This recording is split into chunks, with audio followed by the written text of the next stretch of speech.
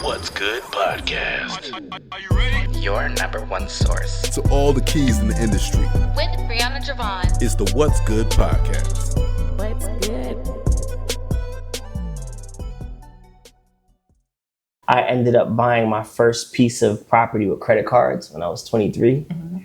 After reading the book Rich Dad Poor Dad and learning about OPM, right, other people's money and that sort of thing. Mm-hmm. So learning about leverage, it gave me an opportunity to get access to a property that I couldn't get myself. Mm-hmm. I had to go through a partner and use the credit card leverage and just be creative. So that was my first property, a co-op in Brooklyn, New York, in Mill Basin.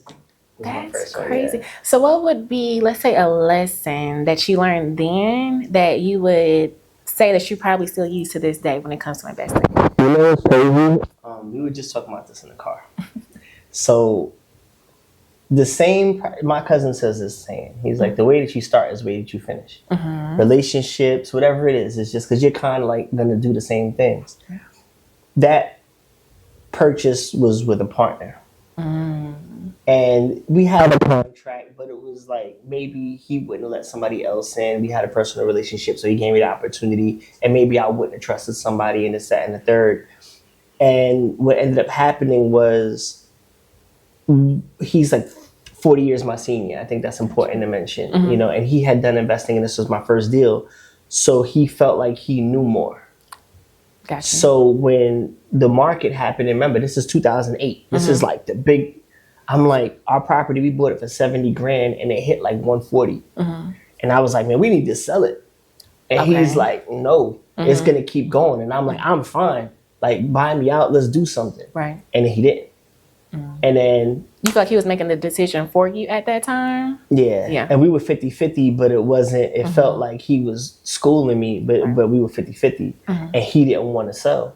So like I really, there was nothing, when you're 50-50, there's not much you could do. Right. It's like, and then, one person obviously is not going to get their way. And then what happened? Boom, it tanked because the market crashed. And so many times people work with friends, families, colleagues, whoever, and they don't truly vet the person. Mm-hmm. So yeah, you got to be careful with who you choose to work with. And just because somebody is like an amazing person and they're trustworthy and they're nice and they mean well, doesn't mean that they're going to have the same temperament as you when it comes to investing. So, I mean, you got to look at the actual, what they're saying, and how the contracts are. Be very, very thorough, I would say, because let's just say, for example, let's say you came to me and you said, you got $10,000. Mm-hmm. $10,000 to you might be most of your life savings. That might be your whole life. Right. To me, that could be a weekend. Right. I always equate it to Neo in the Matrix. You take that pill and then you just start seeing numbers and houses. Right. Because you have a new outlook on that.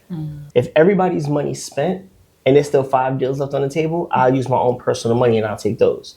But I won't spend my money before everybody's taken care of because I feel like it's unfair to cherry pick.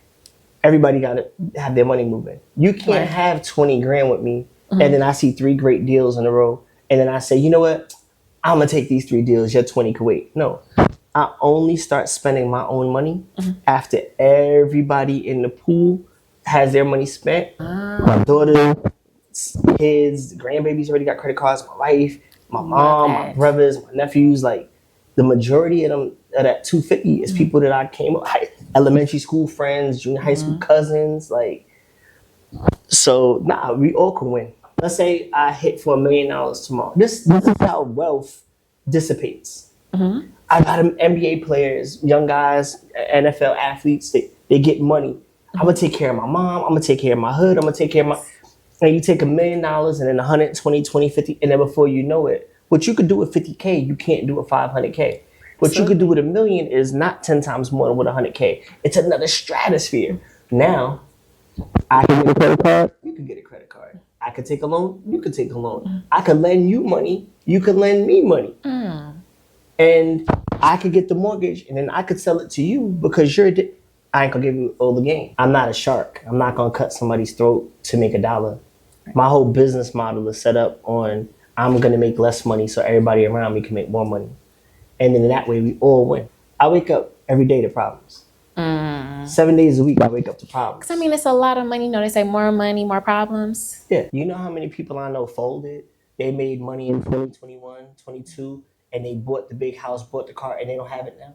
Ugh. Their business went away. Their flipping business went away. It's the game. And if you don't have thick skin or a stomach and you can't sleep at night with big shirt, do not invest in real estate. If he was that good of a contractor, he wouldn't be on the couch. True. He wouldn't be trying to get you for $2,000 or $3,000 to invest. The difference between an emergency and an inconvenience is having money in the bank. I get it as a lot, but that's a deposit on a property. That's closing costs. I just did a survey that cost $9,000. Like a ground study costs $5,000. When you buying land, like these are fees. $20,000. So that's what I'm saying. Investing in real estate is not only about making money, but about creating value and improving communities. You have to find a way to say yes instead of finding a way to say no.